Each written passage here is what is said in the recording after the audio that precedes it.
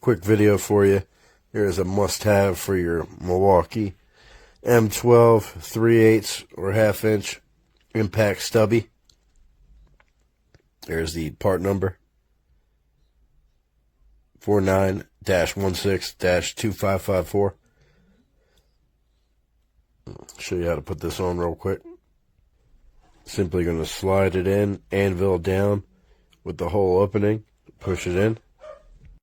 Make sure to get your front like this, and then work it over.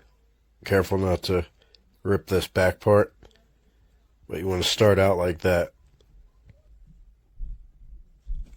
Now it's on, nice and good.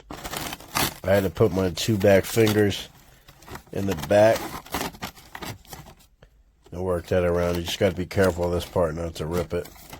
But get the anvil through the hole first. Get this piece on, that piece, and then just work it. And make sure to keep these straight and make sure you get room.